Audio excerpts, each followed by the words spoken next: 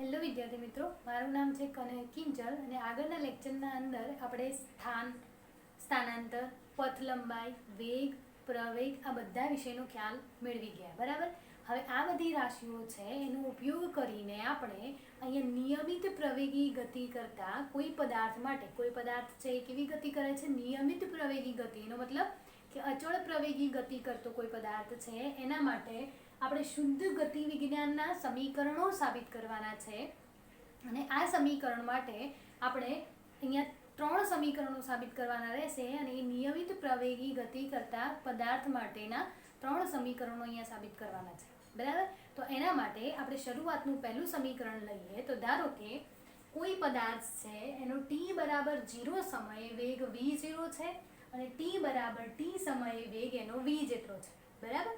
t બરાબર 0 સમયે એનો વેગ v0 છે અને t બરાબર t સમયે એનો વેગ કેટલો છે? v જેટલો છે. તો આના માટે આપણે પ્રવેગ કઈ રીતે લખી શકીએ? તો પ્રવેગનું સૂત્ર તમને ખ્યાલ હશે કે પ્રવેગ a બરાબર વેગમાં થતો ફેરફાર ભાગ્યા સમય દર. હવે વેગમાં થતો ફેરફાર એને આપણે શું લેતા હતા? v2 - v1 ભાગ્યા t2 - t1. તો અહીંયા v2 કેટલા થશે? v - v1 એટલે v0 એટલે v - v0 ભાગ્યા t2 - t0 એટલે t2 કેટલા છે? t - t1 કેટલા છે? 0. તો અહીંયા આપણે t - 0. બરાબર. ખ્યાલ આવ્યો? v2 - v1 અને t2 - t1 એ પ્રમાણે આપણે લખ્યું. અહીંયા 0 છે તો 0 ને આપણે કાઢી દઈએ તો અહીંયા શું મળ્યું? v - v0 ભાગ્યા t. હવે અહીંયા t છે જે ભાગાકારમાં છે એને આપણે અહીંયા લઈ દઈએ, a વડે ગુણી દઈએ તો અહીંયા આપણને સમીકરણ મળશે at બરાબર v - v0. બરાબર. અને આપણે જો v ને કરતા બનાવીએ તો આ માઈનસ વાળું પદ છે એને આપણે ડાબી બાજુ લઈ દઈએ તો શું થશે? માઈનસનું પ્લસ. તો આપણે લખી દઈએ v બરાબર v0 પ્લસ at. તો આ આપણે નિયમિત પ્રવેગી ગતિ માટેનું પહેલું સમીકરણ છે, v બરાબર v0 પ્લસ at. બરાબર. આ થઈ ગયું આપણું પહેલું સમીકરણ. હવે બીજું સમીકરણ માટે આપણે અહીંયા એક આપણને v વિરુદ્ધ t નો એક ગ્રાફ આપેલો છે અને એ ગ્રાફના અંદર કોઈ એક પદાર્થ છે એ અચળ પ્રવેગી ગતિ કરે છે. કઈ રીતે? આ રીતે. કોઈ પદાર્થ છે એ અચળ પ્રવેગી ગતિ કરે છે અને અચળ પ્રવેગી ગતિ કરે છે તો એ દરમિયાન એનો પ્રારંભિક વેગ જે છે એ v0 છે. બરાબર. એનો શરૂઆતનો વેગ કેટલો છે? t બરાબર 0 સમયનો વેગ v0 છે એટલે પ્રારંભિક સમય. અને અમુક જે t સમય પછી એનો વેગ કેટલો બને છે? v જેટલો બને છે. ખ્યાલ આવ્યો? જુઓ, t બરાબર 0 સમય એનો વેગ કેટલો છે? v0 એટલે એનો શરૂઆતનો સમય v0 છે. બરાબર. t બરાબર 0 સમય. હવે જ્યારે t બરાબર t સમય થાય છે એટલે એનો વેગ કેટલો મળે છે આપણને? v જેટલો વેગ મળે છે. બરાબર. તો તમને ખબર પડશે અહીંયા કે આપણને અહીંયા જે આખું જે આપેલું છે આટલાથી આટલા સુધીનું જે અંતર આપેલું છે એ કેટલું આપેલું છે? v. બરાબર. અને અહીંયાથી અહીંયા જેટલું અંતર આપણને કેટલું આપેલું છે? v0. ખ્યાલ આવ્યો? આટલું જે અંતર છે એ કેટલું છે? v જેટલું. અને આટલું જે અંતર છે એ કેટલું છે? v0. હવે ધારો કે આના અંદર આપણે આટલું અંતર લખવું હોય તો એટલું અંતર કેટલું થશે? v - v0. ખ્યાલ આવ્યો? આપણે આટલું અંતર શોધવું છે તો આપણે શું કરીશું? v માંથી v0 જેટલું બાદ કરી દઈશું તો આપણને આટલું અંતર મળશે. બરાબર. તો આ અંતર આપણને કેટલું મળ્યું? v - v0. બરાબર. અહીંયા તમે પ્રવેગ શોધેલો છે પરંતુ આપણે પ્રવેગ છે એ નિયમિત પ્રવેગી ગતિ થાય છે એટલે કોઈ પણ સમયગાળા માટે આપણને કેવો મળશે? સમાન મળશે. એટલા માટે આપણે અહીંયા ડાયરેક્ટ પ્રવેગ શોધી અને એનું અચળ પ્રવેગી ગતિનું પહેલું સમીકરણ મેળવી લીધું. બરાબર. હવે એનું બીજું સમીકરણ શોધવા માટે આપણને ખબર હોય તો હું તમને ગઈકાલની જે થિયરી હતી પ્રવેગવાળી એ થિયરીના અંદર આપણે જોયું હતું એ પ્રવેગ છે એમાં વેગ વિરુદ્ધ સમયનો જ્યારે ગ્રાફ દોરવામાં આવે તો એના દ્વારા આંતરેલું જે ક્ષેત્રફળ છે એ ક્ષેત્રફળ સ્થાનાંતરનું મૂલ્ય આપે છે. બરાબર. એવું આપણે કીધું હતું અને એક અચળ પ્રવેગી ગતિ માટેનું સમીકરણ પણ લીધું હતું અને એના અંદર આપણે જોયું હતું u બરાબર u ગુણ્યા t, સ્થાનાંતર બરાબર u ગુણ્યા t. આપણને એવું સમીકરણ પણ મળતું હતું. તેના શું કહેતા હતા આપણે કે v વિરુદ્ધ t નો ગ્રાફ દોરવામાં આવે તો એના દ્વારા આંતરેલ જે ક્ષેત્રફળ છે એ ક્ષેત્રફળ આપણને સ્થાનાંતરનું મૂલ્ય આપે છે. તો અહીંયા જે આટલું જે ક્ષેત્રફળ છે એટલે કયું ક્ષેત્રફળ?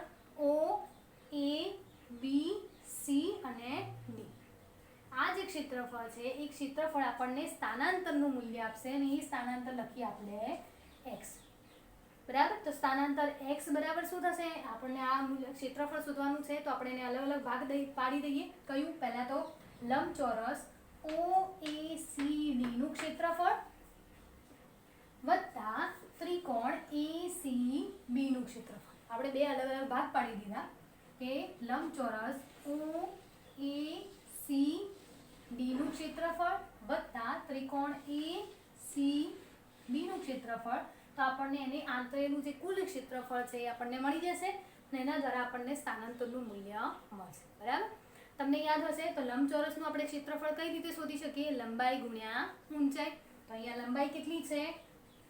t જેટલી, બરાબર. ઊંચાઈ કેટલી છે? v0 જેટલી. તો અહીંયા આપણે એનું લખી દીધું ડાયરેક્ટ, લંબાઈ ગુણ્યા ઊંચાઈ અથવા તો લંબાઈ ગુણ્યા પહોળાઈ v0 ગુણ્યા t, બરાબર.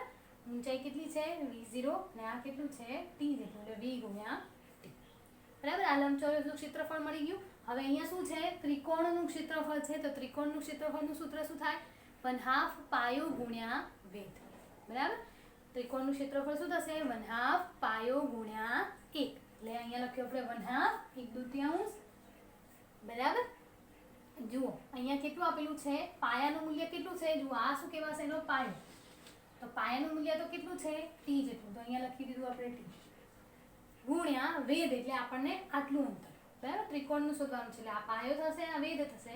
પાયો કેટલો છે? t અને વેધનું મૂલ્ય કેટલું છે? v - v0. તો આપણે અહીંયા લખ્યું v - v0, બરાબર. v0 t તો એમના એમ છે. હવે અહીંયા જે v - v0 છે તો જુઓ આ સમીકરણમાં છે v - v0. તો v - v0 બરાબર તો આપણે શું લખી શકીએ? at, બરાબર. તો અહીંયા v - v0 ની જગ્યાએ આપણે શું મૂકવાનું છે? at મૂકવાના છે. at અને ઓલરેડી અહીંયા એક t છે તો at². તો આપણને અહીંયા at² મળશે, બરાબર. તો આપણને બીજું સ્થાનાંતરનું સમીકરણ શું મળ્યું? x બરાબર v0t પ્લસ 1/2 at², બરાબર. ખ્યાલ આવ્યો? તો આપણને આ રીતનું સમીકરણ મળશે. આ છે એ નિયમિત પ્રવેગી ગતિ માટેનું બીજું સમીકરણ છે. પહેલું કયું? v - v0 plus at.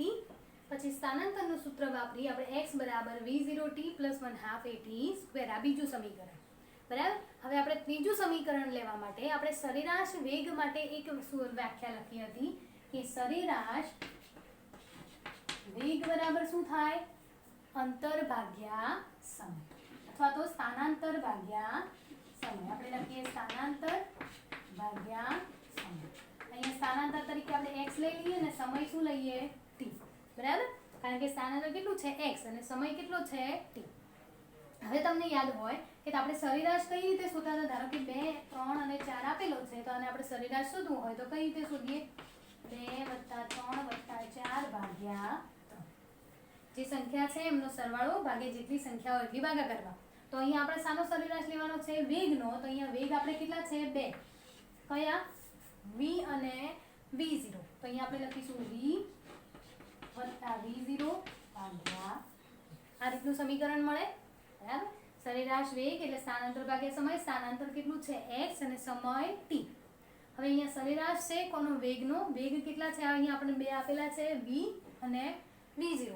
તો v + v0 ભાગ્યા 2. આપણે સરેરાશના નિયમ ઉપરથી, બરાબર. હવે આપણે અહીંયા સ્થાનાંતર જોઈએ છે. સ્થાનાંતર શું જોઈએ છે? x જોઈએ છે. તો આપણે x ને કરતા બનાવી દઈએ. તો અહીંયા શું મળશે? v + v0 ભાગ્યા 2 અને જે અહીંયા સમીકરણ લખેલું છે, બરાબર. સરેરાશ વેગની વ્યાખ્યા પરથી આપણને આ સૂત્ર મળશે અને આપણે સ્થાનાંતરની જરૂર છે એટલે x બરાબર v + v0 ભાગ્યા 2 × t, બરાબર. હવે આ જે t ની કિંમત છે એ આપણને આ સમીકરણ ઉપરથી મળશે. કઈ રીતે? જો આપણે t ની કિંમત જરૂર છે તો t ને કરતા બનાવી તો એ ક્યાં આવી જશે? આના ભાગાકારમાં. તો t બરાબર શું થશે? v - v0 ભાગ્યા, બરાબર. આ સમીકરણનો ઉપયોગ કરવાનો છે. તો અહીંયા t ની જે કિંમત મળી એ t મૂકી દો અહીંયા v - v0 ભાગ્યા. હવે અહીંયા અંશમાં જુઓ અહીંયા શું છે? v + v0 અને v - v0, બરાબર. તો એના પ્રમાણે શું થશે? v² - v0².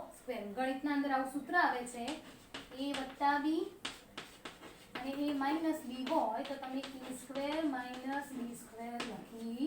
શકો. બરાબર, આ ગણિતનું એક સૂત્ર છે, a વત્તા b અને a માઇનસ b હોય તો a square minus b square લખી શકો. તો એ પ્રમાણે અહીંયા v વત્તા v0 અને v માઇનસ v0 છે, તો તમે એને v square minus v0 square વડે લખી શકો. અને ભાગાકારમાં શું છે? 2a, તો એમના એમ. બરાબર, હવે 2a છે અને આપણે અહીંયા ગુણી દીધા તો શું થયું? 2ax બરાબર v square minus v0 square. તો આપણને અહીંયા સૂત્ર મળ્યું 2ax બરાબર v square minus v0 square. આ અચળ પ્રવેગી ગતિ માટેનું ત્રીજું સમીકરણ છે. બરાબર, અહીંયા આપણે 3 સમીકરણો સાબિત કરવાના હતા. પહેલું પ્રવેગના સૂત્ર ઉપરથી આપણે મેળવી લીધું v બરાબર v0 પ્લસ at. પછી x એટલે સ્થાનાંતર, તો આપણે AO લંબચોરસનું ક્ષેત્રફળ વત્તા ત્રિકોણનું ક્ષેત્રફળ કરી લંબાઈ ગુણ્યા ઊંચાઈ 1/2 પાયો ગુણ્યા વેધ એ લઈને આપણને સ્થાનાંતરનું સૂત્ર બીજું સમીકરણ મળ્યું. કયું? x બરાબર v0t પ્લસ 1/2 at સ્ક્વેર. બરાબર, એના પછી આપણે સરેરાશ વેગની વ્યાખ્યા ઉપરથી આપણે x નું સૂત્ર લખી t ની કિંમત આ સમીકરણ ઉપરથી મેળવી અને આપણે x બરાબર v square minus v0 square ભાગ્યા 2a આપણને મળ્યું અને 2a ને અહીંયા ગુણી દઈએ તો 2ax બરાબર v square minus v0 square. તો આ નિયમિત પ્રવેગી ગતિ માટેના શુદ્ધ ગતિ વિજ્ઞાનના આ 3 સમીકરણો છે.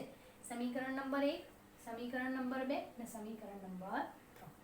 બરાબર, હવે આની જગ્યાએ ધારો કે તમને અહીંયા x જેટલું t બરાબર 0 સમયે ધારો કે x0 જેટલું સ્થાનાંતર પદાર્થ કરતો હોય, t બરાબર 0 સમયે x0 જેટલું સ્થાનાંતર કરતો હોય તો આપણે આ જે સમીકરણ છે એમાં વધારાનું એક પદ પ્લસ x0 એ એડ કરવું પડે. અહીંયા તો કોઈ સ્થાનાંતર છે જ નહીં એટલે તો એડ કરવાનું નહીં આવે.